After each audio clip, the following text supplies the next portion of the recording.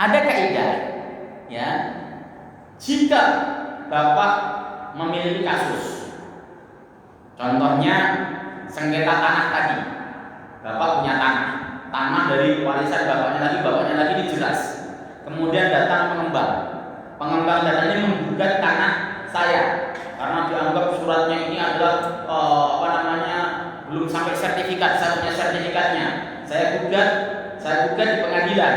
Nah, saya suap hakimnya saya suap. Kalau Bapak Ibu tidak nyuap hakimnya, akibatnya tanah hak Bapak Ibu ini kemudian dikuasai oleh saya, maka Ibu boleh nyuap hakimnya. Tetapi hakimnya tetap haram, dosa. Itu kan Pak Fajar udah biasa, kalau nanti semuanya ini. Beliau pengacara. Kalau saya kan pengangguran banyak acara. Jadi begitu. Atau contoh lain, ini dulu. Saya bisnis ekspor impor.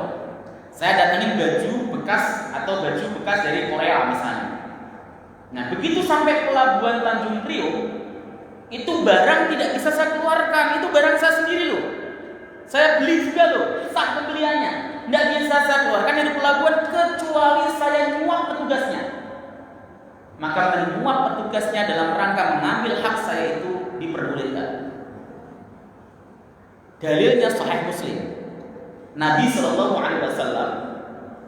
pernah diminta sesuatu oleh seseorang. Ya Rasul, berikan saya bagian. Kata Nabi, kau tidak berhak. Dia kemudian datang lagi, ya Rasul, berikan saya bagian lagi. Dia bilang, kau tidak berhak. Kemudian ya Rasul, berikan saya bagian. Akhirnya diberikanlah oleh Nabi SAW. Begitu dia keluar, Nabi mengatakan dia sedang membawa sebongkah bara dari api neraka. Tapi kenapa kau kasih ya Rasul? Nabi mengatakan dia memaksaku. Kita yang memberi tadi dalam posisi tadi digugat luar biasa habis, atau dalam posisi kita harus mengeluarkan barang kita, itu karena terpaksa, nggak ada jalan lain. Kalau enggak ya nggak bakal keluar. Kalau enggak ya nggak bakal beres, hak kita betul. Ya, misalnya. Maka memberinya itu boleh karena terpaksa, yang menerima tetap haram. Itu dalam kitab Fawaidul Janiyah itu ada. Pertanyaan saya, kalau saya kepepet nih, saya udah beberapa kali bikin SIM gagal untuk mau saya pakai jasa nembak, Ustaz, bagaimana hukumnya tuh saya? Baik. Ya, ini termasuk kasus. Ya, ini memang kasus di kita sih, itu bukan kasus antum saja. Teman saya itu sampai 10 kali nggak lulus. Ya, bahasa saya sampai kiamat kurang setengah hari pun kamu nggak bakal lulus. Ya, saking susahnya. Ya, materinya tuh nggak masuk akal. Kemudian itu meskipun benar juga, pokoknya nggak bakal lulus. Nah, apakah boleh saya nembak bahasanya kan? Kalau antum sudah prosedurnya dijalanin sampai berapa kali tadi? 6 kali nggak lulus, maka antum boleh memberi. Tapi bagi dia tetap haram menerima. Kecuali antum nggak ikuti prosesnya. Baru katanya alah udahlah, gitu yang tidak boleh. Itu namanya termasuk dalam kategori riswah, nyuap dan melanggengkan penyuapan.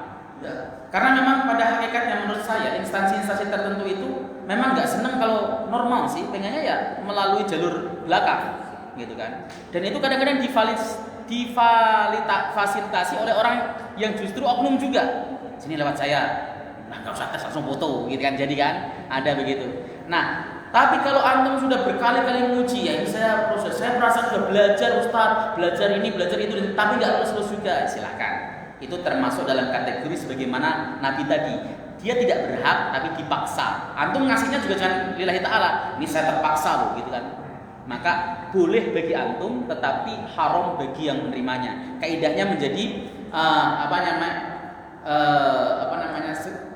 sesuatu yang diberikan haram bagi penerima, tapi boleh bagi pemberi.